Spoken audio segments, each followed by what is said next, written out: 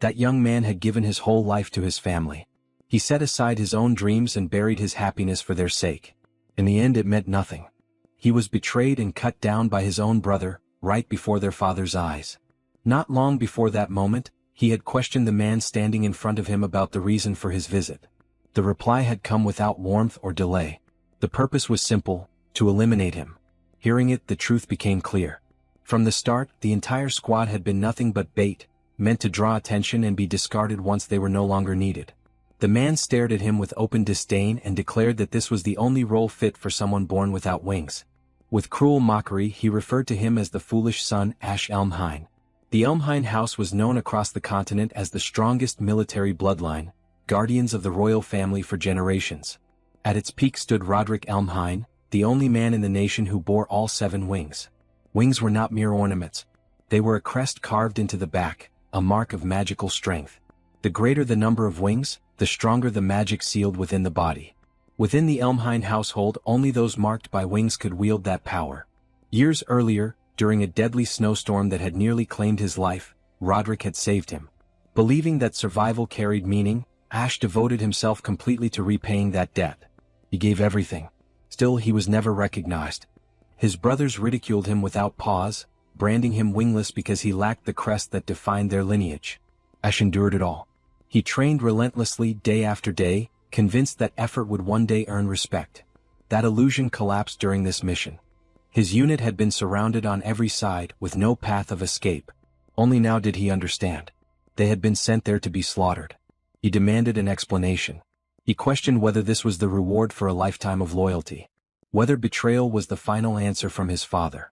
Roderick's response carried no feeling. A tool, he implied, had no right to expectations. He labeled Ash an eyesore and gave the order to dispose of him.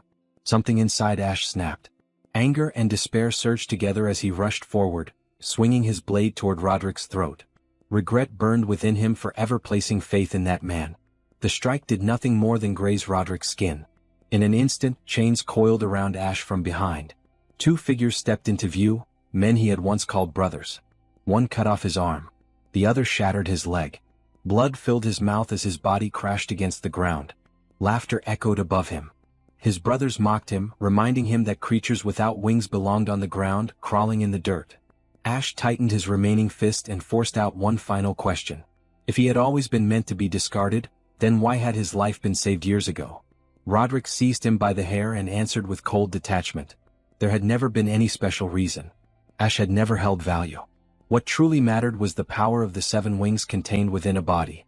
Shock froze Ash in place as Roderick continued, stating that his mother had been useful. She had carried and delivered a child like Ash for his benefit alone. The meaning behind those words did not reach him. Confusion filled his mind. Before he could seek clarity, a blade drove through his back. Agony exploded through his body. Darkness swallowed his sight as his strength drained away. While his awareness slipped, a final thought surfaced. He questioned if this was truly the end of his life, and whether his existence had ever held any value. A sudden wave of cold struck his face. His eyes flew open. For a brief second he wondered if he had reached the world beyond death. The freezing wind cut into his skin. Each breath scorched his lungs. Then the truth settled in. He was still alive. He lay in the heart of a violent snowstorm, resting weakly in a woman's arms. Fear surged through him as he tried to move, only to freeze in shock. Something felt wrong. His legs were far too small. He lifted a hand before his eyes and stared in disbelief. It was the hand of an infant. Shock overwhelmed him. His body had become that of a newborn. When he looked up at the woman holding him, he noticed she was no longer breathing. Her body was stiff and unmoving. She was dead. Ash activated his search ability. His awareness stretched beyond the storm. Through the swirling snow, he sensed 3 riders on horseback pushing forward. They were searching urgently. One of them shouted for speed, declaring that for Lord Roderick's sake, they had to retrieve the infant the woman had taken. Ash's heart nearly stopped. Weakly, he questioned if he had heard correctly. Roderick, his father's name. If they were hunting an infant, the target was obvious.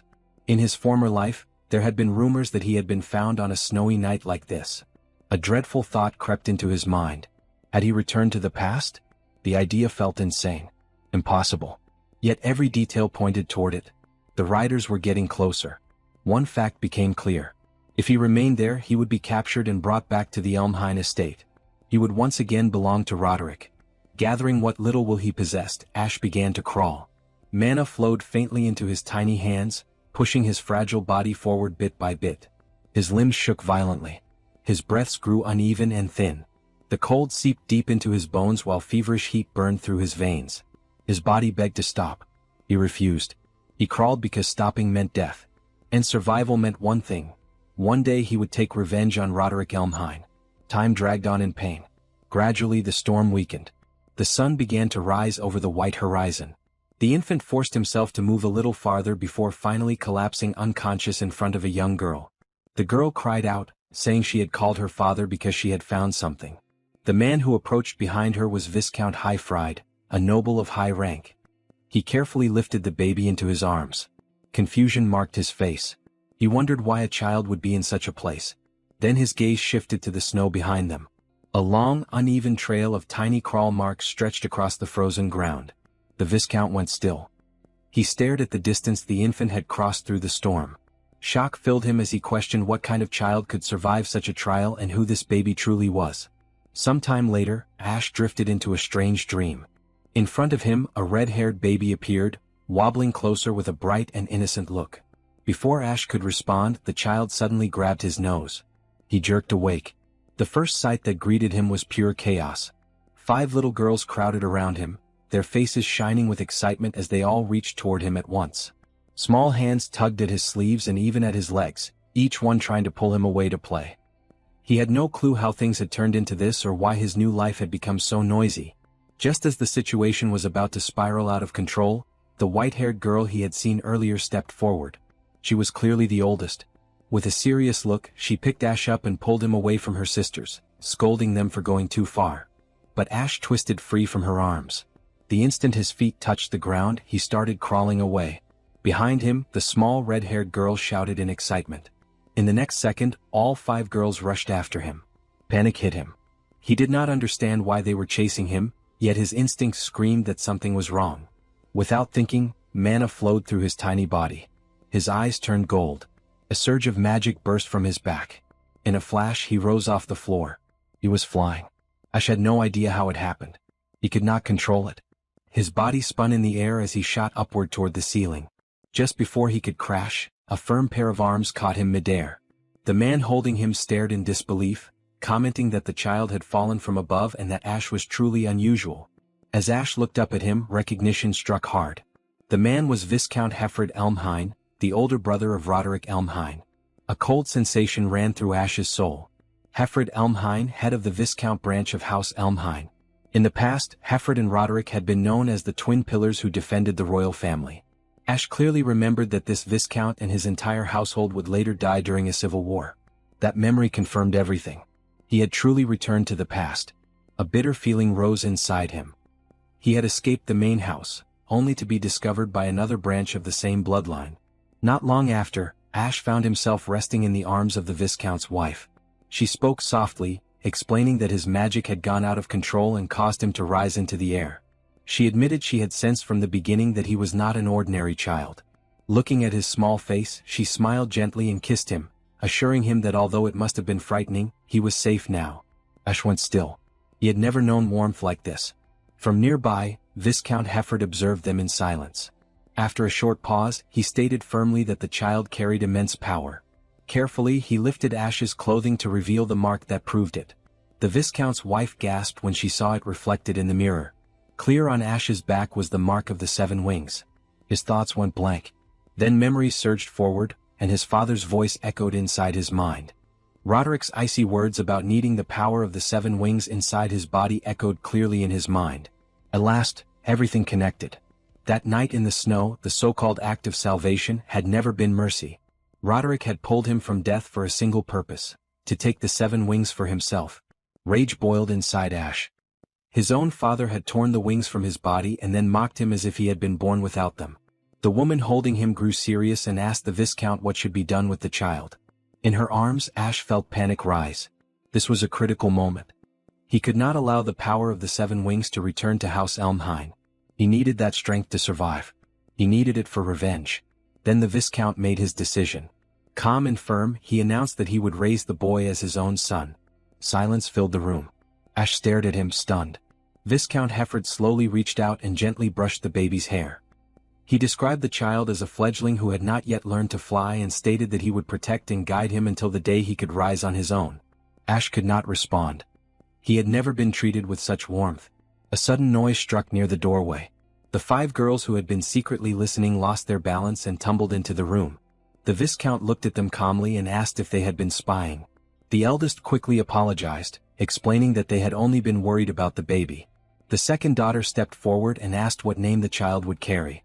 The woman hesitated for a moment, then smiled softly. Lifting the baby slightly, she declared that his name would be Aster, like a newly born star shining within their house. 10 years passed in what felt like an instant. The setting shifted to the Grand Mansion, where the yearly sword dance assembly was being held. A carriage rolled to a controlled stop at the gates. Viscount Hefford Elmhine stepped down first, and a guard immediately bowed in respect. Soon after, a young man exited the carriage. It was Aster. No longer a helpless infant, he had grown into a tall and steady teenager. His calm eyes carried a weight far beyond his years. He turned back toward the carriage and extended his hand, reminding his sister to step down carefully. A red-haired girl placed her hand in his and descended with a bright smile. She was Alphen, once the red-haired baby who had pinched his nose, now his younger sister. Together, the siblings walked into a vast ballroom filled with light. They had arrived for the Sword Dance Assembly, a yearly gathering hosted by a ducal house tied to the Elmhine name. 4 noble families devoted to martial power, the event served to strengthen alliances and deepen ties. In truth, it was a silent battlefield. Each noble house presented its most talented young swordsmen, seeking prestige, influence, and acknowledgement. As Aster and Alphen advanced through the hall, quiet whispers began to spread among the guests. Some commented that the Viscount branch of Elmhine lacked a true heir. Some mocked openly, claiming that since the Viscount house had failed to produce a proper heir, they had picked up some unknown stray from nowhere. With cold eyes, they questioned how long that branch would be allowed to stain the Elmhine name. Attention slowly shifted toward Aster. So this was the adopted boy. Alphen tightened her fists and stepped closer to him, urging him not to let the cruel whispers affect him. She insisted they could not afford to show weakness in a place like this. Aster noticed what she failed to see herself. Her hands were shaking. At that moment, Lord Hefford spoke in a calm tone, stating that such reactions simply reflected the current position of the Viscount house. As they paused before the towering gates, he turned to Aster and made it clear that he wanted him to witness this reality. He questioned whether Aster felt frustrated by their standing. Aster responded with a faint smile, expressing that this level of cold reception suited him well enough. Hefford let out a quiet laugh, clearly satisfied, and admitted that such an answer was reassuring. Standing before the grand castle, Aster's thoughts drifted to his former life. Back then he had been the shame of House Elmhine. His first step into noble society had turned into a complete disaster. This very place carried painful memories. But now everything was different. The 7 wings rested within him. He was no longer the same powerless child. His eyes sharpened with silent resolve. This time he would reshape his destiny. The family advanced toward the massive entrance. From a high window, 2 young men observed their approach with clear disdain. They were the same brothers who had tormented him in his past life. Aster noticed them, yet his expression remained steady. With firm steps, all sides moved toward the grand doors, each holding their own motives. Within his heart, Aster made a silent promise. This time, his debut in high society would not end in disgrace. It would shine. Inside the main hall, an arena stood at the center. 2 young swordsmen clashed fiercely within it. The era belonged to knights. To be acknowledged as one required both strength and elegance. Strength was proven by skill with the blade. Elegance was measured through honor and reputation. Steel collided against steel as the duel intensified. Both fighters demonstrated polished and disciplined techniques. As they prepared for another exchange, the balance shifted. A glowing wing crest appeared on one fighter's wrist. In an instant, the match was decided. He crushed his opponent, cutting cleanly through his sword and ending the duel without hesitation. The audience erupted in applause. The greatest sign of power and grace had revealed itself, the wing crest. From the balcony above, Alphen murmured that the atmosphere felt overwhelming. She admitted that she now understood why her sisters, Fren and Flare, had chosen not to attend. Beside her, Aster watched the arena in silence. Memories from his previous life surfaced. laughter directed at him, humiliation, the moment he had fallen in defeat and been ridiculed after a duel. His gaze turned distant.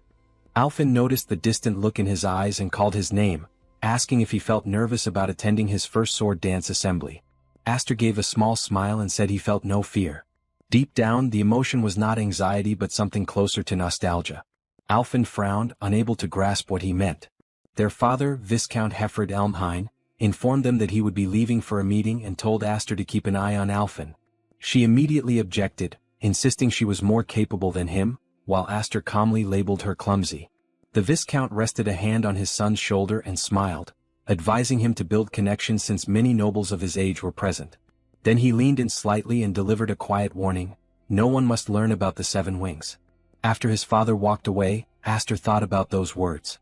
He could feel unfriendly stares from other young nobles watching from a distance. He wondered how he was supposed to form ties when their eyes were filled with open dislike. Even so, determination settled on his face. He chose to follow his father's advice. When Alfin asked where he intended to go, Aster answered with confidence that he was going to make friends. On the lower floor, several noble youths relaxed around a sofa. Sitting at the center were the two sons of Duke Roderick. As Aster approached, one of them examined him from head to toe with a mocking look and demanded his identity. Aster greeted him calmly, addressing him as brother-in-law Darius. The unexpected title caused visible surprise among the group. With a polite expression, he introduced himself as Aster Elmhine, the younger brother from the Viscount branch, explaining that he had noticed them earlier and had come simply to offer greetings. Darius's brother let out a scornful remark, pointing out that Aster was nothing more than an adopted son of the Viscount house. Darius laughed harshly, claiming that now it made sense why Aster dared to call himself an Elmhine. Aster recognized them clearly: Darius and Grian, the rightful heirs of House Elmhine. They were the same two who had taken his life in the past. His eyes darkened slightly. Once they had seemed terrifying. Now they looked like children pretending to carry authority. His resolve grew sharper. Suddenly, Alfin grabbed his arm and urged him to leave. At that exact moment, Darius called her name. She froze. With cruel amusement, Darius mocked her, asking if she planned to hide behind her father again. He ordered her to step closer and entertain them. Alfin refused, stating firmly that their families did not share a master and servant bond. She pulled Aster away, but the tremble in her hand revealed the fear she tried to conceal. Darius kept going, throwing insults at Viscount Hefford Elmhine. He accused him of failing in his duty to protect the king and mocked the fact that his own younger brother had cut off his arm as punishment. Alfin lost control and shouted at him to take those words back. Darius answered by spitting his drink straight into her face, disgracing her before everyone present. He sneered that her father must regret having such a worthless daughter, someone not even fit to inherit a small barony. He ridiculed her clothes, suggesting that if she did not want to be drenched again, she should arrive dressed in rags next time. Tears streamed down Alfin's face. Behind her, Aster felt anger rise sharply. He had believed that seeing them again would no longer stir his emotions. That belief shattered instantly. In one smooth movement, he grabbed a wine bottle from the hand of one of Darius's companions. Alfin gasped as he placed a steady hand on her shoulder, calming her without words. Darius laughed in contempt. The bottle flew toward him. Darius caught it easily. At the same moment, Aster's blade flashed. The bottle split cleanly in midair, and wine splashed across Darius's face. The hall fell into complete silence. Aster calmly touched the remaining wine on his sword with his finger and tasted it. After a brief pause, he remarked that it was nothing more than grape juice. A faint smile appeared as he added that the flavor suited a spoiled noble like Darius perfectly. The air shifted. A memory surfaced from 3 years earlier. Brilliant golden light had exploded from Aster's body. The aura had been overwhelming, thick, radiant, unstable. Count Hefford Elmhine had shouted for him to stop, demanding to know if he intended to kill his own sisters. One of them lay unconscious on the floor, while the other stood frozen, unable to approach as golden-black energy raged wildly around him. The Viscount had ordered Aster to regain control. Watching the violent aura, Hefford had realized this was the true power of the Seven Wings. He had never imagined such a dangerous force could be sealed inside a child. For the first time, doubt had entered his heart. He had questioned whether anyone could truly control such power. Looking directly at Aster within that storm of energy, he had quietly asked if he believed he could master it. The memory faded. Back in the present, a guard burst into the hall where the main and branch families of House Elmhine were holding a meeting. The guard shouted about an urgent matter, interrupting the discussion. One of the dukes demanded an explanation. The messenger revealed that 2 sons of House Elmhain, one from the main family and one from the branch, were engaged in a duel. Shock spread through the chamber. Without hesitation, Viscount Heffred Elmhain stood and hurried toward the arena. At the same time, Alphen ran after her father, desperately trying to explain what had taken place. From a balcony overlooking the grand hall, a duke observed the arena below with interest, a faint smile resting on his lips. Below the balcony, Aster and Darius faced each other at the center of the arena, blades locked as stunned spectators watched in silence. The duke, observing from above, remarked that clashes between brothers of the powerful House Elmhain were rare sights. Other dukes stepped onto the balcony, their attention fixed on the duel. A bearded duke stroked his chin and commented that the outcome of this fight could easily sour the entire sword dance assembly. Inside the arena, Darius activated his wing crest. Energy surged around him as he sneered, calling Aster reckless for daring to challenge a ducal heir. He ridiculed him as a stray raised in the wild, someone ignorant of the vast gap in strength between them. Then he revealed his 4-wing crest, its light blazing openly. The younger nobles burst into cheers, murmuring that it was only natural for a ducal heir to stand far above the rest. Wearing a mocking grin, Darius demanded that Aster display his own wing crest, implying that he must be too ashamed to reveal it. Aster responded with calm composure, stating that flaunting a simple pattern was not his way. With a faint, confident smile, he added that such behavior was beneath him. The words ignited Darius's anger. Aster then suggested a wager. If he claimed victory, Darius would offer a public apology. Darius laughed and countered that if he won, Aster would become his servant. With a shout, Darius charged forward, declaring that he would put Aster to work for the rest of his life. Their swords met with explosive force. Aster blocked the strike cleanly, his stance steady and unshaken. Still, he felt the sheer weight of Darius's strength behind every blow. As Darius prepared another attack, mana flared along his blade. He bragged about the power granted by his crest and unleashed a rapid barrage. Aster stayed on the defensive, deflecting each strike with precise timing. From the balcony, Alphen cried out in fear. The bearded duke observed that Darius's technique lacked refinement, but added that skill meant little when faced with overwhelming mana. He explained that if the power of 1 wing resembled a candle flame, then the mana within 4 wings was closer to a violent blast. Darius sneered again, taunting Aster and questioning where his earlier confidence had gone. He mocked the promise of forcing an apology, suggesting it had been nothing but empty words. Aster remained silent. He continued to block every attack without hesitation. Frustration grew on Darius's face. He leapt high into the air, channeling mana into both blades as he prepared a decisive strike.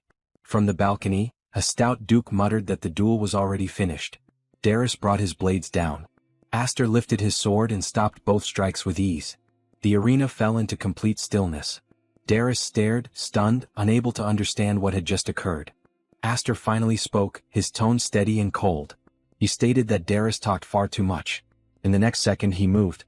His counterattack struck cleanly, sending Darius flying backward across the arena. Golden light flowed along Aster's blade as he channeled mana into it. Inside, he reflected on the past 10 years spent within the Viscount's household, years of discipline, restraint, and patience. He had endured everything, holding back, waiting for this exact moment. Every strike Darius attempted afterward was cut down without mercy. Aster made it clear that all those years had been preparation for this chance, to crush him completely. He advanced with overwhelming pressure. Darius crossed both swords to block, but the force drove him down to one knee.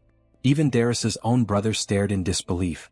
The pride of the main family being pushed back so easily was beyond reason. Darius muttered in shock, reminding Aster that he possessed 4 wings. Aster gave no reply. He simply poured more mana into his sword. A sharp cracking sound rang out.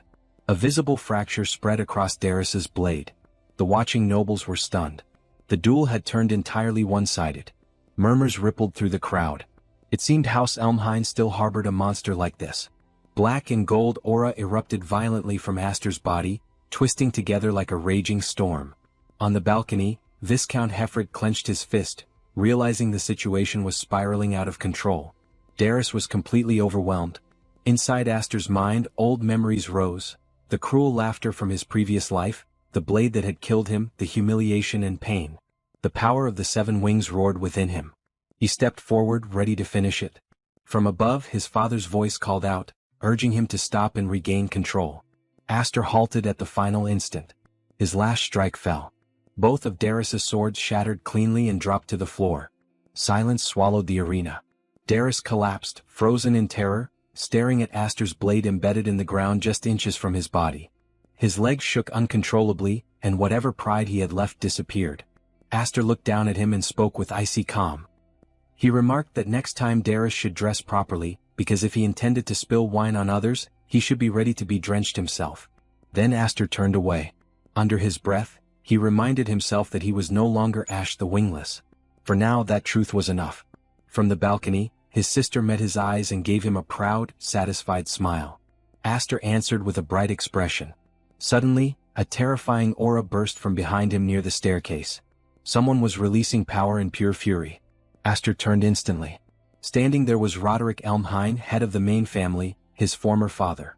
The entire hall tightened with tension. Even Aster felt the crushing weight of that presence pressing down on him. When Roderick finally withdrew his aura, whispers spread across the crowd. No one could believe what they had witnessed. The youngest son of a Viscount branch had defeated the third son of the main family. This was no small matter. Everyone understood that the main house would not ignore such humiliation. Roderick stepped forward. Aster remained calm, posture straight, already prepared for what would follow. On the ground, Darius's face twisted with strange satisfaction. Darius forced himself upright and grabbed onto his father's robes. A twisted laugh escaped him as he hurled insults at Aster, calling him a bastard who dared challenge the main family despite being nothing more than a tainted half-blood. He pleaded for his father to step in and crush him with overwhelming power. Roderick did not spare Aster a glance. His eyes turned cold as he looked down at Darius. Without warning, he drove the sheath of his sword straight through his own son's hand. A sharp crack rang out as Darius's palm slammed against the floor. A scream tore from his throat. Shock rippled across the hall. Grian stood frozen, unable to process what had just happened. Roderick's voice remained calm yet merciless. He questioned why someone who had lost so completely dared to laugh after dragging the family's honor through the dirt. Lifting his sword, he declared that a man incapable of avenging himself had no right to wield a blade. From the balcony, Viscount Hefford understood his brother's intention and called out for him to stop. The hall fell silent. Aster had stepped forward. He placed himself directly in the path of Roderick's sword. Roderick's gaze shifted to him, demanding to know what he thought he was doing. Aster answered evenly. Darius had not yet apologized to his sister. Any punishment could wait until that was done. Roderick's aura burst outward violently. Fury twisted his expression as he snarled that an orphan taken in by Hefford dared to stand before him. He questioned whether Aster truly believed himself to be part of House Elmhine without sharing its blood. Aster did not move. He stated firmly that he was the Viscount's son, regardless of blood. From his father, he had learned the pride of a knight and the burden carried by a family name. Roderick's eyes flicked briefly toward Hefford on the balcony. Then his expression hardened further. He declared that as a member of the Viscount branch, Aster had brought unnecessary disgrace upon the honor of the main house. He invoked the legacy of the Elmhine name, the pillar of 12,000 knights and the sword that defended the king. Such an offense, he said, could not be dismissed as a childish dispute. The dukes from the branch families observed carefully, eager to see how the confrontation would unfold. Roderick continued, reminding Aster that his father had once sacrificed an arm as compensation for disloyalty. He demanded to know what Aster was prepared to offer in return. Aster responded without hesitation. This had not been a petty quarrel. It had been a proper duel. He had answered insult with steel. He repeated Roderick's own principle. Those unable to claim revenge for themselves had no right to lift a sword. Then, with cold certainty, Aster declared that he had no intention of surrendering even a single finger. On the balcony, Alphen clenched her teeth as she listened to every word her brother spoke. The bearded duke stared in stunned silence. The blue-haired duke suddenly broke into loud laughter, stunned that the one daring to oppose Roderick Elmhine was merely a 10-year-old child. Roderick remained silent, studying Aster for a long moment. Then, without haste, he returned his sword to its sheath. He instructed Aster to take his stance. Aster did not fully grasp his meaning, but he complied. In the next instant, steel flashed. Aster's body was hurled backward. He crashed violently into the far wall beyond the arena. The impact split stone and echoed through the hall. Alphen screamed. From the balcony, Viscount Hefford shouted his brother's name in fury. He leapt down with his sword drawn, charging at Roderick. The strike was stopped effortlessly. Roderick blocked the blow without even shifting his footing. Hefford abandoned the clash at once and rushed toward Aster, panic in his voice as he called for his son. What he saw froze him. Aster was standing. His sword lay shattered. Blood marked his body, yet his posture remained steady. His expression had not changed. Roderick glanced at him one final time. Without another word he turned and walked away. Darius followed in silence. Aster swayed slightly but forced himself upright. Hefford reached him immediately, supporting him. Aster spoke calmly, stating that he had kept his promise. His word had not broken. Hefford answered quietly that he had seen everything. He told Aster that he had been magnificent. Back on the balcony, the bearded duke remarked that Roderick's action had seemed somewhat childish. Still, he admitted that allowing the boy to leave untouched would have made the main family lose all dignity. He added that standing before Roderick Elmhine himself, speaking so boldly and surviving, was no small achievement. That child, he concluded, was a rising star. With a faint smile, the Duke commented that for Aster, this had been the strongest possible debut in high society. The heavy-set Duke exhaled and admitted that the boy had unsettled him. For a brief moment he had believed House Elmhine might fracture entirely. Roderick cast a brief look toward his brother and Aster. He stated that an era of chaos would one day arrive, a storm fierce enough to split the world into two, perhaps even three parts. The scene shifted to the training grounds of the Viscount branch of House Elmhine. Several knights observed as a sparring session unfolded. Two figures exchanged blows with wooden swords. One knight, smiling easily, praised his master's performance and described it as splendid. The one being praised was Aster. Around them, the knights murmured in low voices. For someone so young, his swordsmanship was terrifying. They noted that his training had intensified even more after the sword dance assembly. One knight recalled how Aster had defeated the third son of the Elmhine main house. The group could not conceal their satisfaction.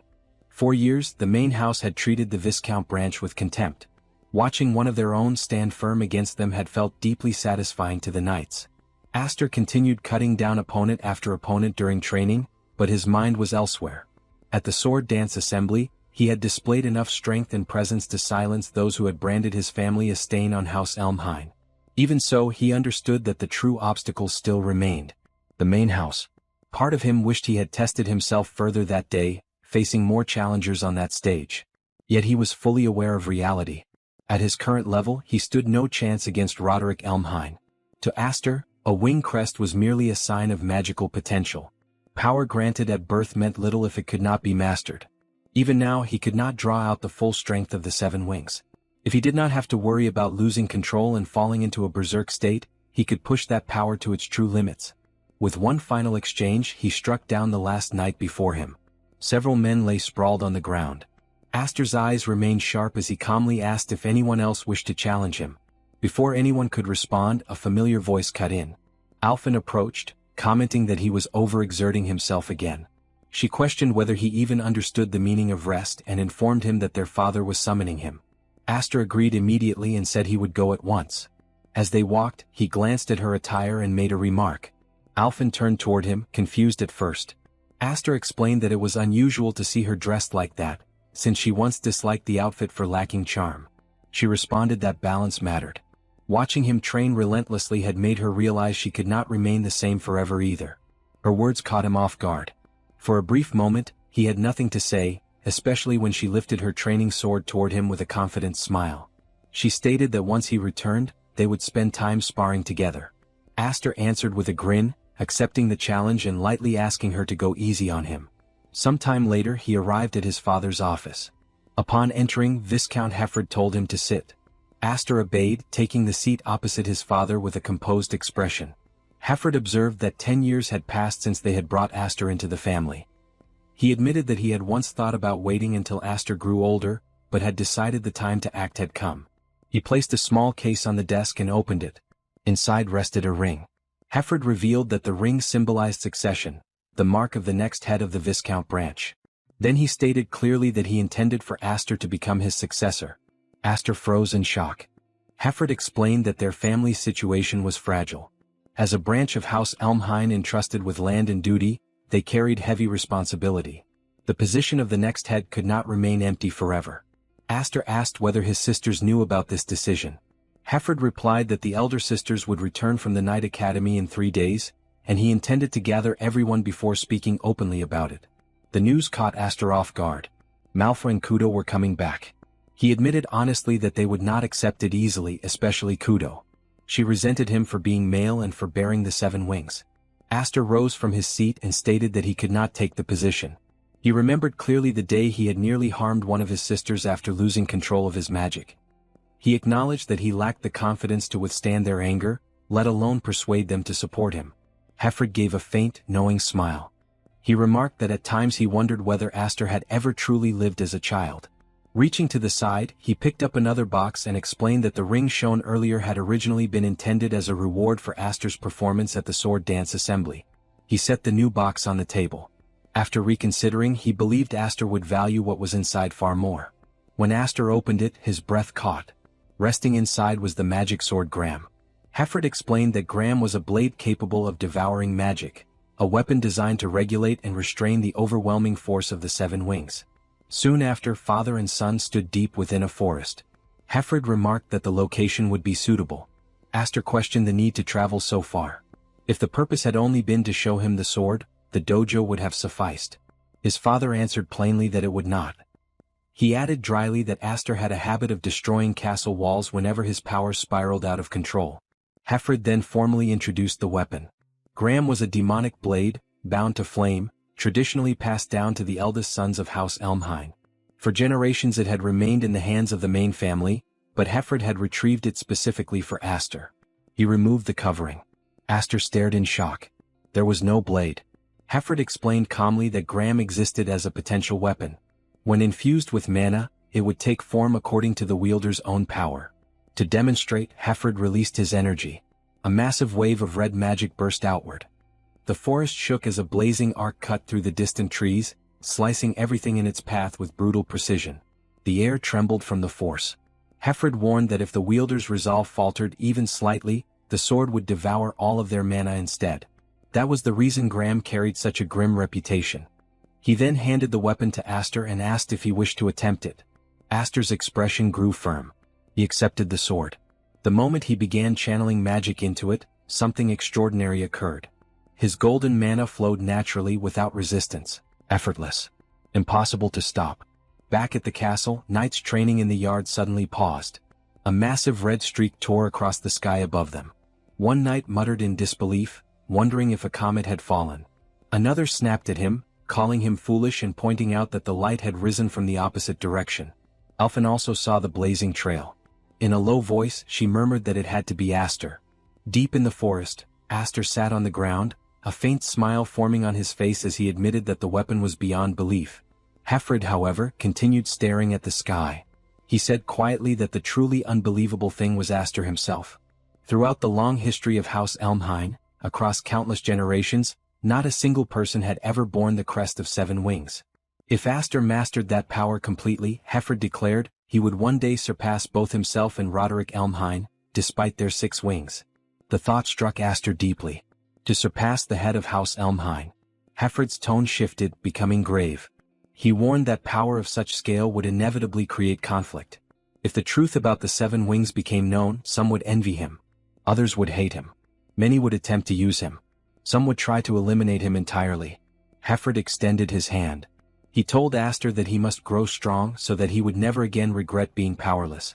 Aster clasped his father's hand firmly.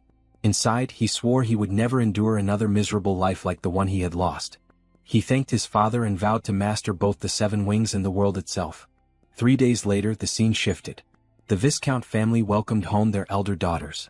Manhwa and Kudo had returned from the night academy. Kudo stepped forward first, wearing a bright smile as she opened her arms wide, announcing that it was time for a reunion embrace with their beloved older sister. Instead, the younger girls ran straight past her and threw themselves into Manhwa's arms. Kudo froze. Shock crossed her face as she demanded to know why she had been ignored. The 2 sisters answered innocently that Kudo always ruined their hair. Kudo denied it immediately, insisting that she had mastered chivalry perfectly and would never behave in such an unrefined way. Then she noticed Alfin standing quietly nearby.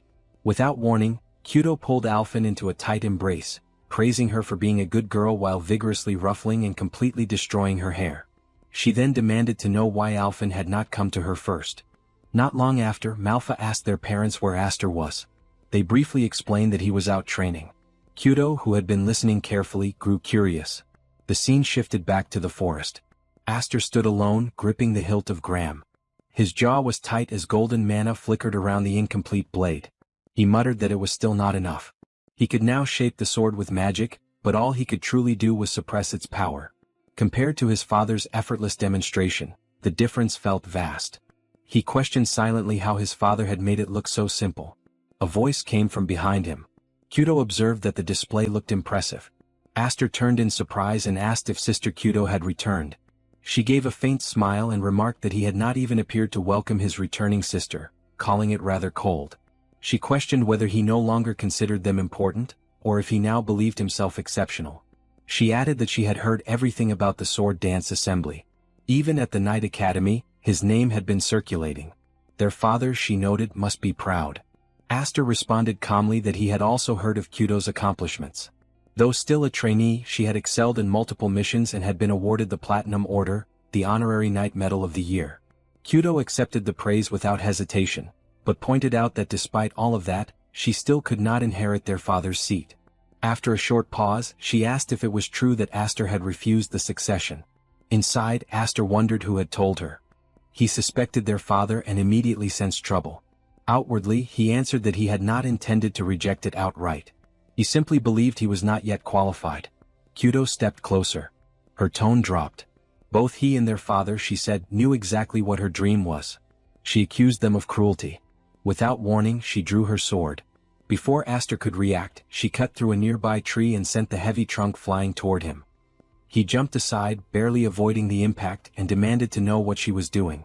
Kyudo answered evenly that it had been a while, and suggested that her little brother allow his older sister to test him.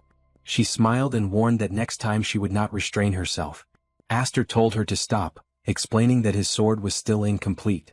Kyudo asked coldly whether he would use that same excuse when facing a real enemy. Aster had no answer. She stated that a knight must always see himself as standing on a battlefield. If he continued to hold back, she warned, she would crush him. With that, she launched herself into the air. Aster understood immediately that she was serious. He was barely maintaining control of his magic, but he had no choice. He poured mana into Gram. Because he knew one thing clearly, if he did not, Sister Kyudo would truly attempt to kill him. Their battle raged deeper into the forest. Shockwaves burst outward with each collision, waves of pressure and flashes of light tearing through the trees and shaking the ground. Even from a distance, the force of their clash was visible. Kyudo clicked her tongue as she swung again, her face sharp and relentless. She commented that Aster's blade remained precise as ever, admitting she had not expected him to keep pace with her after all the growth she had gained at the Night Academy. Aster blocked strike after strike, the impact sending tremors through his arms. She pressed him further, questioning what excuse he thought that unfinished sword would serve. Before he could respond properly, she twisted her stance and launched him backward with crushing force. She declared coldly that his control over mana was pitiful. Aster slid across the ground but managed to stay upright, his boots carving deep lines into the earth. He looked up at her and observed that she remained as merciless as he remembered. His thoughts drifted inward. Kyudo had always been this way. As the only male in the family with the formal right to inherit, and as the bearer of a wing crest superior to anyone else within the household, he had always stood in her path. To her, his very existence felt unjust. She was like a storm, ready to clash at the slightest hint of unfairness. If he had to define it simply, she was his natural enemy. Without warning, Kyudo leapt high into the air. The instant Aster saw her rise, he understood what was coming. She brought her sword down with devastating force. The impact exploded against the forest floor, sending another violent shockwave rippling outward. Kyudo looked down at him and declared that he was unfit to become the next head of the family. The scene shifted. Inside their father's study, Alphen stood by the window, clearly uneasy. She questioned whether it was truly wise to leave those two alone, pointing out that a clash between siblings at that level could end in death. Hefford answered calmly that the two of them were strong rivals. They might act recklessly, he admitted, but it would not go that far. Still unsettled, Alphen said she hoped he was right. After a moment of silence, she asked why her sisters had been summoned back from the Night Academy in the first place. She sensed that it was not merely about succession. Hefford opened a drawer and retrieved something. The instant Alphen saw it, her breath caught. It was a sealed envelope bearing the mark of the Elmhine family. Her father explained that it was a formal summons from the Elmhine main house. Hefford added that the elders who held true authority within the core of the family seemed eager to see their grandchild in person. Alfin quietly asked whether the matter was truly that grave. Hefford answered without pause. At its worst, he said, they could lose Aster. Meanwhile, deep within the forest, the clash continued. Steel met steel again and again, each collision sending shockwaves tearing through the trees. As their blades crossed, Aster spoke firmly, telling Kyudo to stop speaking recklessly. He reminded her that he had already refused the position of successor and that she knew it. Kyudo lifted her sword high, irritation twisting her face. She responded that his refusal was precisely what she could not accept. Her blade came down with crushing force. Aster barely caught the strike. The impact was overwhelming, far heavier than expected. It did not feel like facing a refined swordsman. It felt like standing before a troll swinging a massive warhammer without restraint. Kyudo forced even more strength into the blow. At the final instant, Aster twisted his wrist and flipped his blade aside. Her strike smashed into the ground instead. He demanded sharply whether she would finally listen. Kyudo gave a faint smile and questioned whether he was already looking for an escape. Then she unleashed her raw power without holding back. Aster was thrown sideways, crashing into a tree.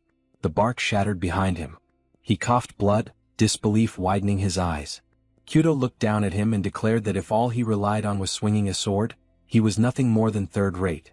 She continued coldly, explaining that even those capable of handling mana alone were only second-rate. True first-rate belonged only to those who mastered both sword and mana together.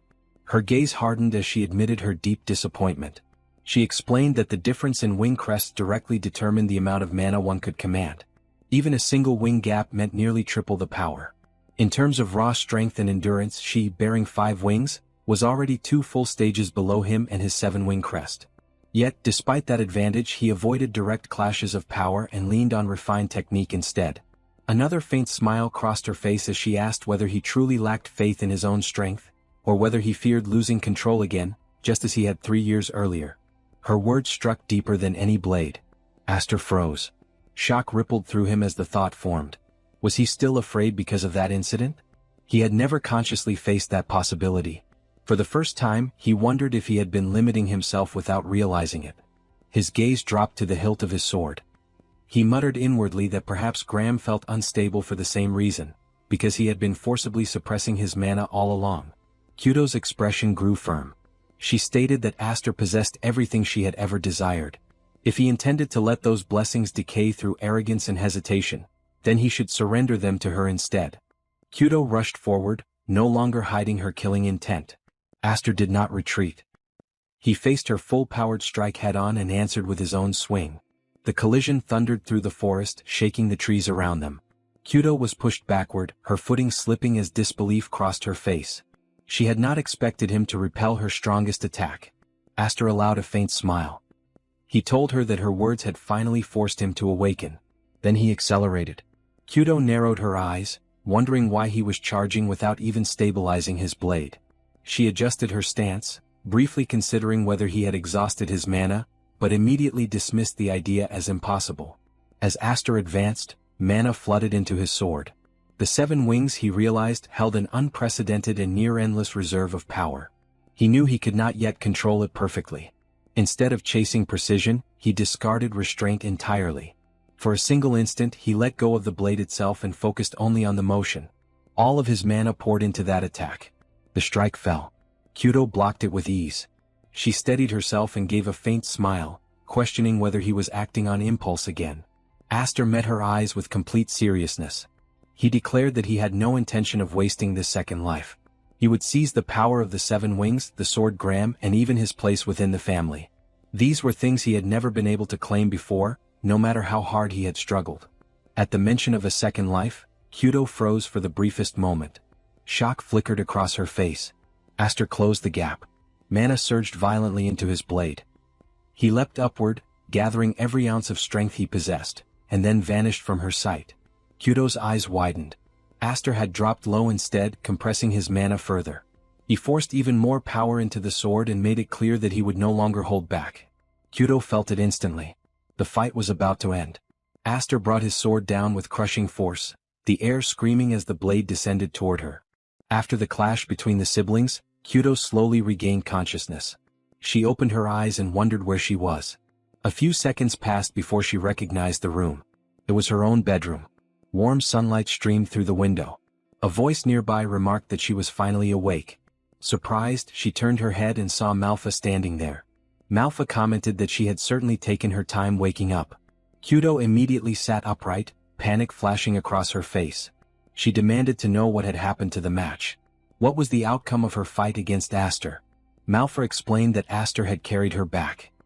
He had said that she fell asleep in the middle of the duel and assumed she must have been exhausted from the long journey home. Kyudo rejected that explanation at once. Her gaze shifted toward her sword. Memories of the final exchange surfaced. In that last instant she had truly believed Aster had cut her down. But the truth was different. He had dispersed the magic blade just before impact. Only the remaining surge of mana had passed through her body. As she recalled the innocent look on his face, she admitted to herself that there was no way Aster would ever seriously try to kill his own sister. Yet in that brief moment she had been certain she was about to die. A faint smile crossed her lips as she muttered that he was an infuriating little brother, acting so boldly despite being smaller than her. She picked up her sword and asked where Aster was. She declared that she refused to accept the outcome of that match. Next time she would unleash her full power from the very beginning. Malfa interrupted her. If she was looking for Aster, he had already left. Kyudo froze. Malfa explained that a summons had arrived from the main house, addressed specifically to him. He had departed with their father only moments earlier. Kyudo had known nothing about it. Frustration filled her voice as she complained that no one had told her. The scene shifted. Aster and his father rode together in a carriage pulled by 2 horses, heading toward the elders of the family. Hefford explained that the men they were about to meet were the elder lords who supported the Elmhind family from the shadows. They were former heads of both the main and branch houses, as well as distinguished figures who had served under the Elmhind banner. Even in retirement they held immense authority. They were the hidden rulers. The ones who settled matters behind closed doors. These elders had shown no interest in Aster since the day he had been adopted. Now Hefford questioned why they were suddenly calling for him. Aster answered that it was most likely because of what had happened at the sword dance assembly. He had heard that the elders of Elmhind valued the family's reputation above wealth, and even above their own lives. He added that those who tarnished the family's name were thrown into beast cages and used as feed. His father looked surprised and asked where he had heard such a story. Aster answered vaguely, saying it was something from long ago. Then he added that he was prepared for whatever awaited him, vigilante punishment or even exile. His father questioned whether it had truly been fine to leave without saying goodbye to his sisters. Aster replied that it was fine. He had originally planned to leave the moment his sisters returned anyway. Kyudo disliked him. It was better if he stayed out of her sight. Without him around she could breathe easier. His hand brushed the hilt of his sword. Thanks to Kyudo he had begun to understand how to properly handle Graham. With a serious expression, he told his father that he now felt capable of drawing out even more of the 7 Wings power. Whatever happened next, his father should not come to rescue him. He was prepared to survive on his own. Hefford was about to respond when a sharp voice interrupted them, questioning what he meant by surviving alone and criticizing his pride despite being the youngest. Both men turned in surprise. Kyudo had appeared. She pulled open the carriage door and climbed inside, demanding to know if he had truly run all the way there. She scolded him for leaving without saying a single word to his older sister. She had heard that the elders from the main house had summoned him. Neither she nor Malfa had ever received such a call.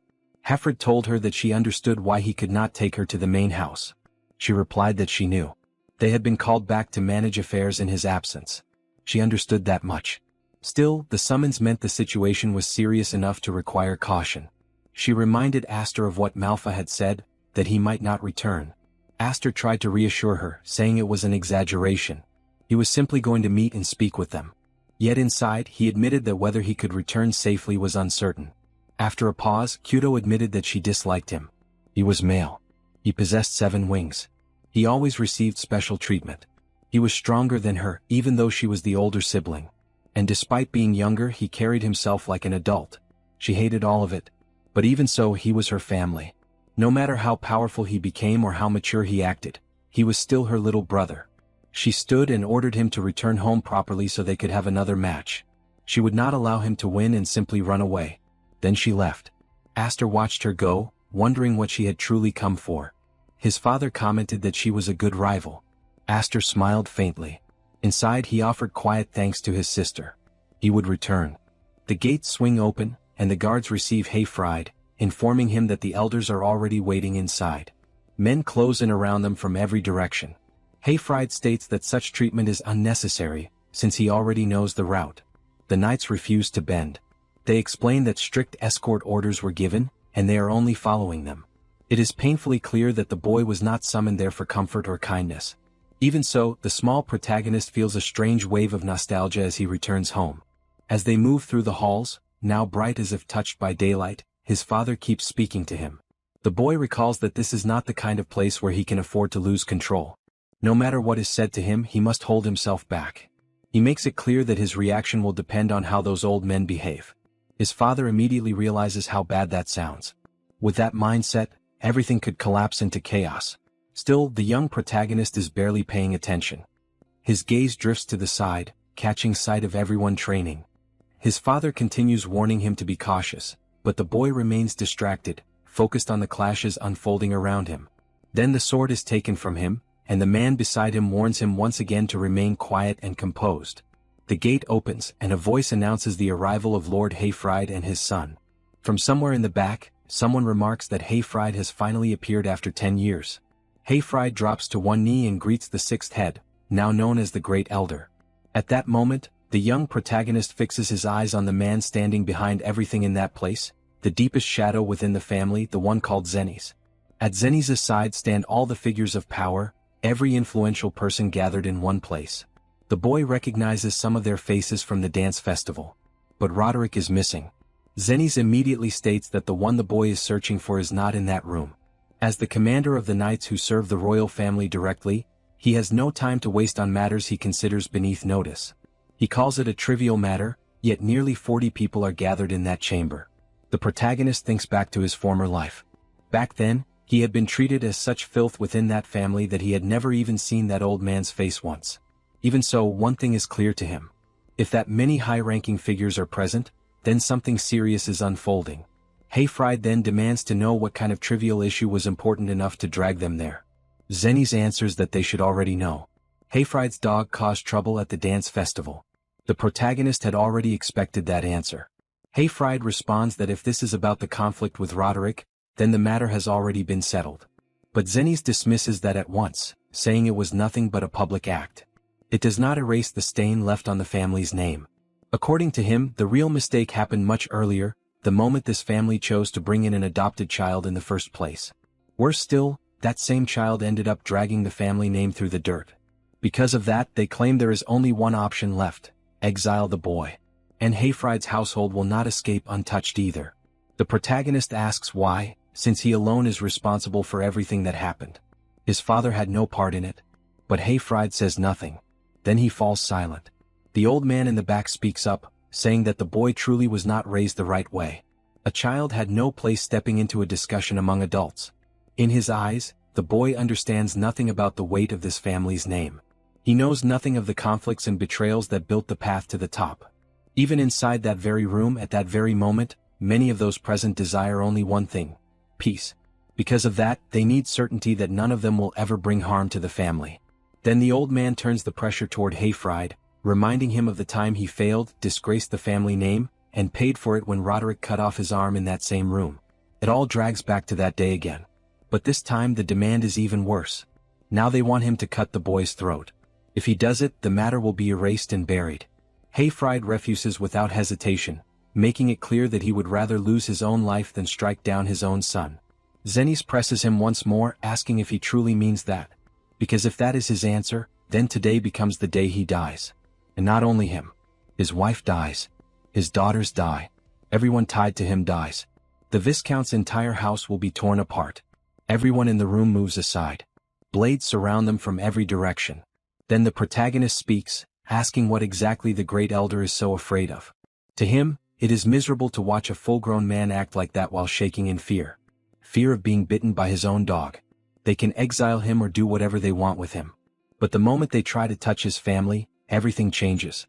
At that point he makes it clear that the one who will die is no longer him. At the same time he lifts his shirt and reveals the tattoo to everyone in the room, declaring through that act that if his family is killed, they will make an enemy of a seven-winged being. But the reality is simple. They can also kill him. And if he dies too, then he is no longer their enemy. That option still remains wide open before them. Seeing that mark, one person reacts in disbelief, wondering if it could really be the emblem of the seven wings. Another elder immediately rejects the idea, insisting that it has to be fake, since for hundreds of years that symbol appearing on a human body has been unheard of. Yet the fat elder cannot deny what is in front of him. That crest is impossible to mistake. As all of this unfolds, Zenith Elmheim steps forward, his voice cutting through the room with a heavy edge. He demands to know whether the boy truly understands the meaning of what he is showing them. The words hang in the air, tense and pressing down on everyone present. Hearing that, Aster answers in an almost casual way. But behind that tone sits a strange kind of confidence. To him, the meaning seems obvious. The greater the number of wings, the more shocked people become. At that moment, the scene shifts to a blue-haired figure who has been watching everything with close attention. Instead of panic, a low laugh slips out of him. Rather than stopping the scene, he urges it to continue. His amusement clashes hard with the heavy mood in the room. Meanwhile, someone else nearby looks deeply shaken, clearly disturbed by what is unfolding before them. Watching every reaction around him, Zenith speaks again. This time, his explanation comes with full seriousness. To begin with, the wing emblem is an organ used to create magical power, a force once shared with humans by spirits long ago. By passing that power from parent to child, humans were able to deepen it and strengthen it over many generations. Even so, no one has ever reached the level of seven wings. That statement sends a wave through the room. Aster's expression hardens slightly as he questions whether that means he belongs to the spirit clan. Zenith holds his gaze and gives a steady answer. If those seven wings are real, then that may indeed be the truth. The tension grows even heavier. At the same time, Viscount Hayfried is seen staring at his son in stunned silence, the full weight of that revelation clear on his face. But Aster steps forward without a trace of hesitation. He states firmly that he is a child of the Viscount's house. At this point, his birth no longer matters. His voice turns colder, sharper, filled with resolve.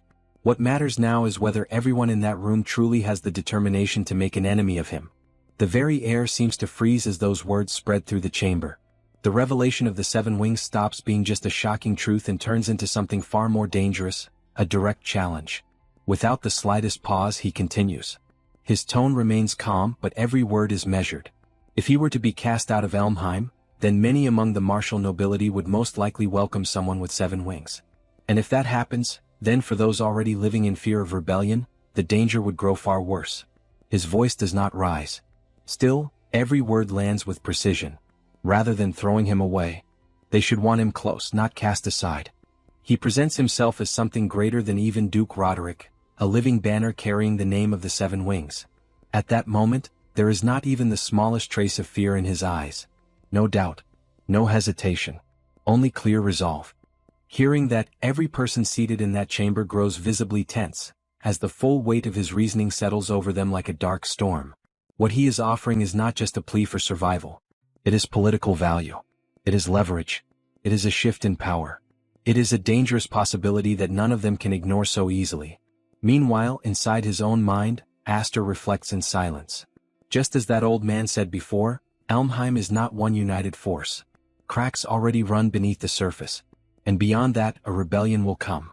A massive civil war will erupt and swallow the entire nation. He has already seen that future once. For the sake of his own survival and for the survival of the Viscount's house, he knows he cannot remain passive. At the very least, here and now, he must identify who stands as an enemy and who may become an ally, even if that requires taking risks. The determination inside him grows harder. This is no longer only about the seven wings, nor about the pride of nobles. It is about preparing for the coming storm, the one only he knows is on its way. After hearing all of that, Zenith Elmheim answers with open anger, his authority pressing down over the entire chamber. He challenges the idea that Aster has that much value. He points out that there is still no proof that the seven wings are real. His words are meant to crush the pressure Aster has built, using doubt, status, and intimidation. But Aster does not step back. Instead, he smiles. If they truly believe the wings are fake, then they should kill him at once. The room falls silent. Then he continues, making it clear that if they go through with that, it will become a war between him and everyone in that room. Even so, behind that fearless face, his thoughts move with care. Killing someone like him right now would be easy. But if Elmheim truly decides to take this seriously, what choice will they make? Will they bite? He is gambling but not blindly. Every move is deliberate. He knows they cannot act carelessly while uncertainty still surrounds the seven wings. As the tension pulls tighter and tighter, like a bowstring ready to snap, the blue-haired man suddenly rises to his feet and gives a light clap, almost as if the whole exchange is amusing him. He points out that the conversation is going in circles.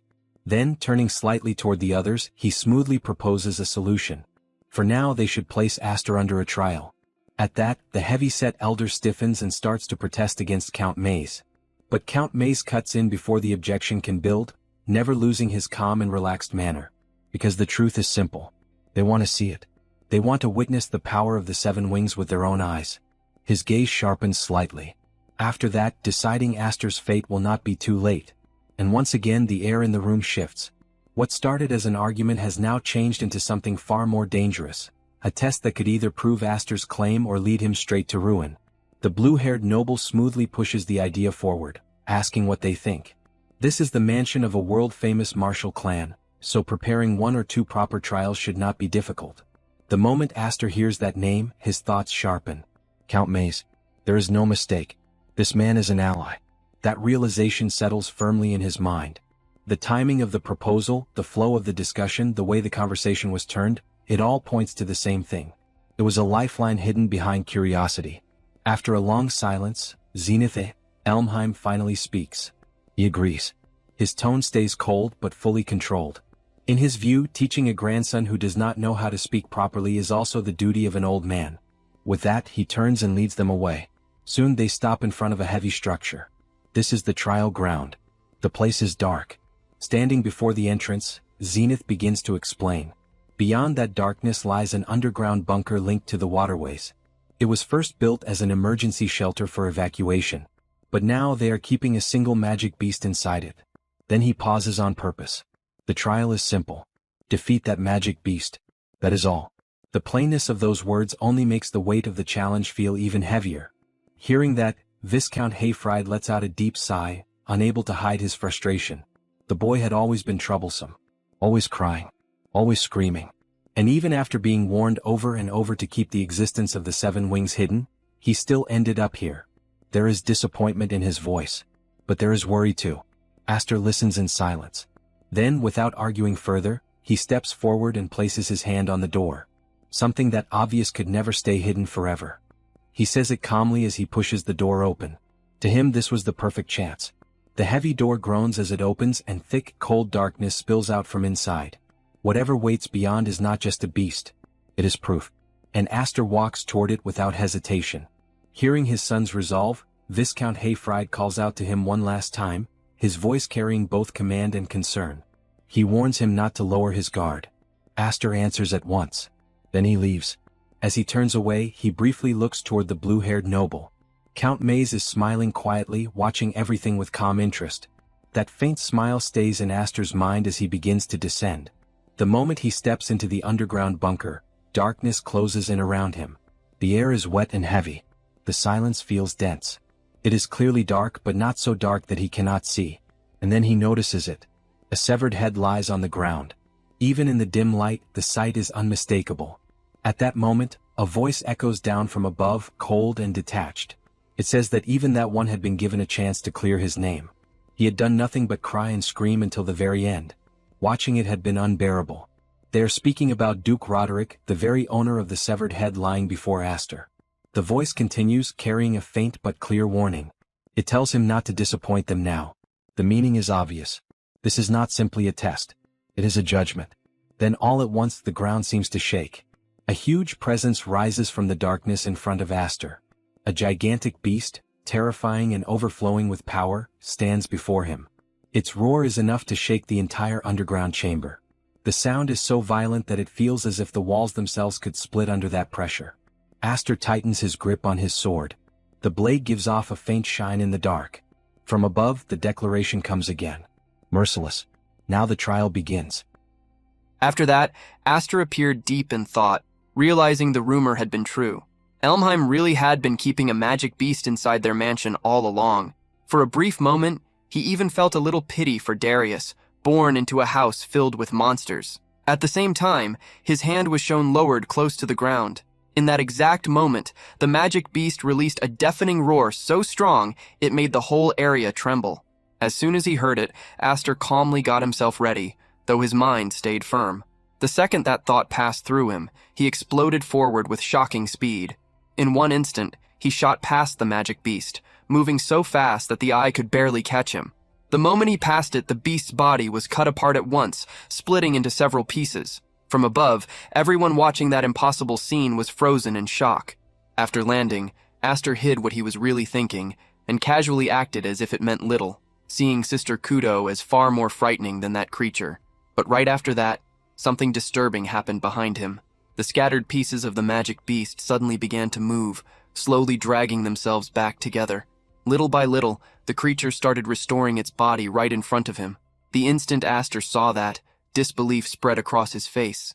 He was completely shaken, unable to understand what he was seeing, as the truth struck him that the thing was undead.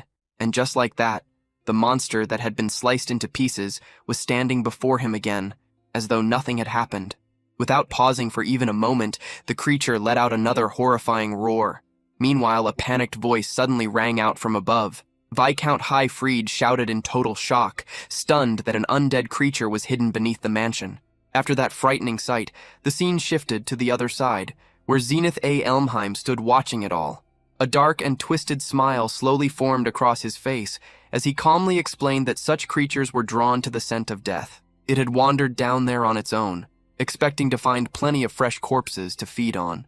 No matter how many times they cut it down or burned it, the creature never died. In the end, they captured it and kept it as the perfect opponent for testing someone's strength. He continued in the same cold way, saying that because of it, they no longer had trouble disposing of bodies. Hearing that, the fat elder nearby looked stunned and reacted at once. Even trained knights could barely catch an undead, yet Aster was being told to kill one alone. To him, it sounded like they were ready to throw away the Seven Wings boy's life for nothing. After hearing that concern, Zenith A. Elmheim only smiled with even more coldness and showed no hesitation at all. To him, if Aster died there, it would only mean he had been nothing but empty pride. A wing crest without real power was not even worth being called decoration. From above, everyone continued watching the situation below in complete silence. Zenith then went on with full indifference, showing no concern at all, as if even Aster's death could still be useful to them. In fact, to him, that outcome might have been even more convenient. The second those chilling words left him, the people around him fell into total silence. For a short moment, not one of them said anything, as the cruel meaning behind his words settled heavily over the place. In the middle of all that, the blue-haired boy kept watching everything in silence, thinking to himself that after all the bold words Aster had said, he better not die so easily. After that, the focus returned to the brutal fight between Aster and the magical beast. From every collision between them, heavy waves of power burst out and spread across the entire area as the battle went on. In the middle of the clash, Aster kept studying the situation in his mind. As he struck the creature over and over, he realized that no matter how many times he cut it, nothing truly changed. Compared to an ordinary undead, its regeneration was far beyond normal. He kept thinking while closely reading the monster's movements. Undead were beings that were already dead from the start. Even with all those problems in front of him, Aster held his ground and stayed right before the beast, refusing to retreat as he continued facing it head-on. While confronting the creature, he calmly reminded himself of the proper way to completely destroy one. It had to be burned under sunlight or purified with a holy weapon. If neither was possible, then the usual method against undead was simple: avoid fighting them. But he dismissed that idea at once in his mind. Retreat was clearly not an option there.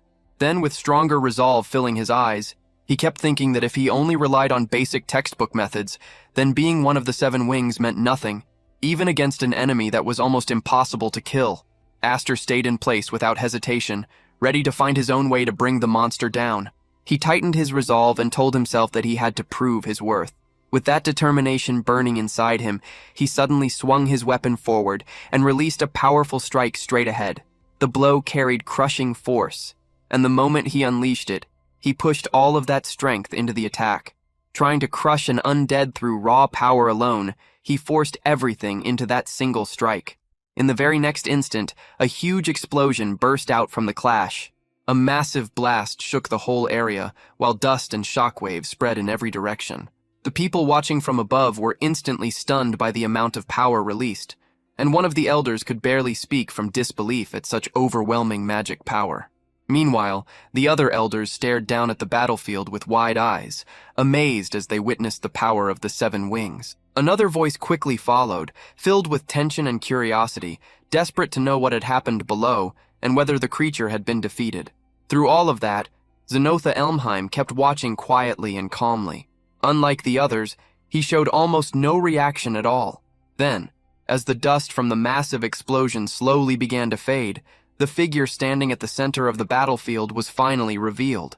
It was Aster, completely unharmed and still standing firmly on his feet. Seeing that result, Zenotha Elmheim quietly muttered in disappointment, viewing it as a waste. But before anyone could fully understand what had happened, the magical beast suddenly attacked Aster again without warning. The creature moved so suddenly that even Aster did not notice the exact moment it happened. In the blink of an eye, he found himself directly beneath the towering monster. The beast released a deafening and terrifying roar, its horrifying face hanging right above him. Watching that terrifying moment from above, Viscount Highfried suddenly cried out in panic, shouting Aster's name with all his strength. Seeing the situation unfold that way, the blue-haired boy suddenly spoke up and warned him not to ruin everything by jumping in to save Aster. Hearing that, Viscount Highfried turned toward him in open anger and fired back, unable to accept the idea of simply watching Aster die. Noticing how furious he had become, the blue-haired boy calmly raised his voice to stop him. At the same time, he kept his eyes locked on the battlefield below. He then urged him to look again, pointing out that Aster still seemed to have one final card left to use. After hearing that, everyone immediately turned their attention back to the battlefield. There they saw Aster in terrible condition after the attack. Even with those injuries, he was still standing, and even more shocking, he was smiling. Looking at the results of the fight so far, Aster quietly noted that things were working as intended. He also noticed that it had become a little slimmer than before. With that, he slowly lifted his sword and aimed it directly at the monster standing before him. Just from his stance alone, it became obvious what he was about to do. In the very next instant, a huge surge of energy burst out from his sword and shot upward like a blazing pillar of power. That energy was unbelievably intense, so overwhelming that it crushed the monster before him in a single strike. The terrifying creature was completely destroyed as the force exploded forward. Aster roared with fierce resolve, showing that the attack would not stop until the creature was truly dead. After that, everyone who witnessed that display of destructive power was left shaken. Viscount Highfried, in particular, stood there completely stunned. As he watched the overwhelming attack unfold before his eyes, he began thinking back to a move he had shown Aster once before. Memories started flashing through his mind as he recalled the technique he had demonstrated in the past. But the longer he watched the violent energy raging below, the more he realized it was not the same. After studying it more carefully, he corrected himself in disbelief, realizing it was something different, something entirely its own. Meanwhile, the energy released from Aster's attack was still raging wildly across the battlefield. The force was so intense and frightening that even the elders standing above could clearly feel its pressure. The whole area began shaking under the weight of that attack. One of the elders suddenly shouted in alarm, realizing the place was about to collapse. Another elder quickly called out in urgency, directing the others toward elder lords. Panic began spreading among them as that destructive force threatened to bring everything down. But in the middle of all that chaos, one person remained completely calm. Zenith Elmheim stood there quietly, observing everything without panic. Then he finally spoke in his cold and steady voice, recognizing that this was the power of the 7 wings. Still trying to make sense of what he had just seen, the yellow-haired man quickly asked what had happened to the magic beast. Standing nearby, Zenith Elmheim had been watching the entire scene closely without missing a single detail. As he looked over the aftermath of the battle, he calmly gave his view of what had happened, concluding that the undead had been dragged into a whirl of magical power and ripped apart. There was quiet surprise in his voice as he said it. After that, Zenith fell silent for a brief moment. In his mind, he began judging what he had just witnessed. To him, it had not even been a real technique. It was nothing more than raw force, built purely on the quality and amount of magical power, just as one would expect from someone who carried the 7 wings. Then he turned his eyes toward Viscount Highfried and, with calm curiosity, asked whether that had been something he had planned. Hearing the question, Viscount Highfried gave a slight shake of his head and answered honestly that it had not been. Even he was surprised by how much his son had grown. His voice carried both pride and real shock, as if even he had never expected that level of overwhelming power. Just then, the blue-haired man spoke from behind them. Looking toward Zenith, he respectfully asked whether the test had now been accepted. After hearing that, Zenith A. Elmheim glanced around at the others present. Seeing no disagreement on any face, he calmly answered that he did not think anyone there had any objection. The moment he gave that decision, the blue-haired man immediately looked upward and shouted toward the figure above. He called out for Aster to hear that he had passed, and added that it would be best for him to come up soon. Not long after, Aster's voice came back from above. There was just one small problem. With a slightly awkward tone, he explained that the chain he had used to come down earlier had also been destroyed during the attacks. Because of that, he asked for a rope to be lowered. After all of that, the scene slowly shifted to a quiet room. Inside, Zenith A. Elmheim sat calmly, his face composed as if he had already decided something important. Looking toward Aster, he spoke in a steady voice. He made it clear that this chance was acceptable, but if it was allowed to slip away, there would never be another one. His words carried final weight, as if that moment marked a turning point that would never return. Hearing that, Aster answered without any hesitation. His voice stayed calm, but firm. He made it clear that he had no interest in fighting over the succession of the main family. Someone like him lingering around the mansion would only keep his cousins from resting easy. In the end, he saw his place as being with the Highfrieds. His answer sounded plain and humble, as if he had already accepted both his role and where he belonged in the world. But the moment Zenith A. As soon as Elmheim heard the young boy's words, he suddenly let out a soft laugh. It was not a mocking laugh, but one filled with quiet amusement. It was as if he could see through something hidden beneath Aster's calm answer. With a faint smile, he questioned whether that really sounded humble. He then wondered if Aster truly believed he could hide the ambition visible in his eyes. His gaze grew sharper as he continued, studying Aster closely. He pressed further, asking if Aster planned to aim his sword at Elmheim in the future. He even questioned whether his true target was Roderick's head. Faced with such a direct question, Aster looked briefly confused. The accusation had come so suddenly that he did not know at once how to answer. Seeing that reaction, Zenith laughed again and casually eased the tension. He told Aster not to get so guarded, making it clear that there was no need to dig into his thoughts for now. After hearing all that, Aster finally spoke again, no longer able to hide his curiosity. Looking straight at Zenith, he asked why, especially when the rebels were supposed to be his enemies. At that question, Zenith A. Elmheim looked at him with a much more serious expression than before. The faint amusement vanished from his voice, replaced by a calm but heavy tone. He reminded Aster that their side was not united either, and that Roderick's nature was far too strong. If Aster's existence could serve as a restraint on him, then that was acceptable as well. His eyes then hardened slightly, and the mood in the room turned tense. But if Aster ever bared his fangs at him, the outcome would already be clear. The warning was plain. It was not spoken loudly, yet the weight behind it made the meaning impossible to miss. Hearing that, Aster stayed silent for a moment. On the outside, he kept a calm face. But inside, a very different thought passed through his mind as he bitterly cursed that old monster of Elmheim. At that moment, the door opened, and Viscount Highfried stepped into the room. Looking at Aster, he asked directly whether the conversation was over, and what had been said. Aster turned to him and calmly explained that he had been invited into the main family, but had refused. The instant Viscount Highfried heard that, his eyes widened in disbelief. He reacted in open shock, clearly never expecting such an answer. At the same time, another voice suddenly came from nearby. That voice remarked that it was a waste. It pointed out that if Aster had officially entered the main family, he could have gained far greater profit than he had now. The one who said it was the blue-haired man. Hearing him, Aster looked his way carefully before speaking. He recognized him as Count Mays and asked why Luna had made a proposal earlier that seemed to support him. After hearing that, the blue-haired man looked slightly confused before answering in a casual way. He brushed it off, saying it was nothing more than a bit of irritation toward some brat who seemed full of himself.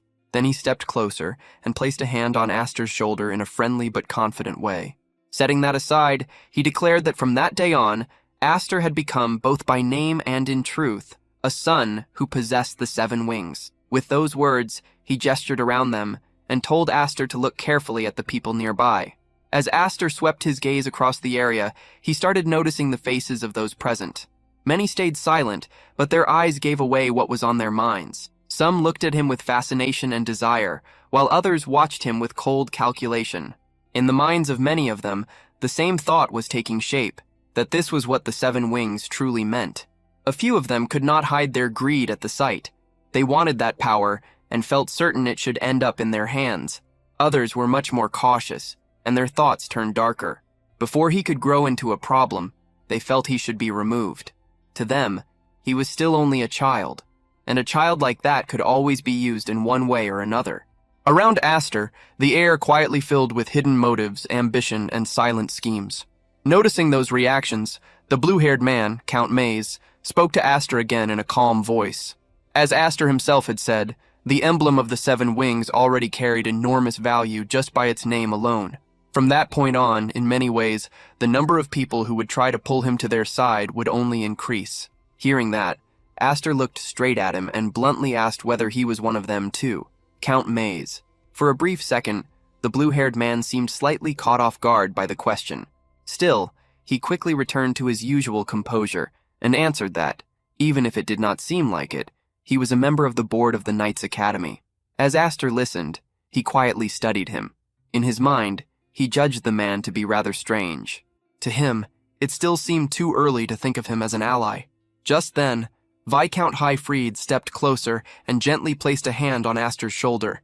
With a satisfied look, he said that it was time for them to leave as well. Aster still needed to tell his sisters about the great performance he had shown that day. Hearing that, Aster gave a small nod and answered his father. Still, he could not help thinking that if his mother saw those wounds, she would surely faint. After that, the scene shifted once again, this time to the inside of another noble residence. The atmosphere there was much calmer, but the conversation taking place carried serious weight. A knight stood respectfully while giving his report to the captain of the knights. It was reported that young Dares had died during the test set by Sir Zenith the other day. Hearing that, the man seated before him quietly answered that he understood. That man was none other than Roderick.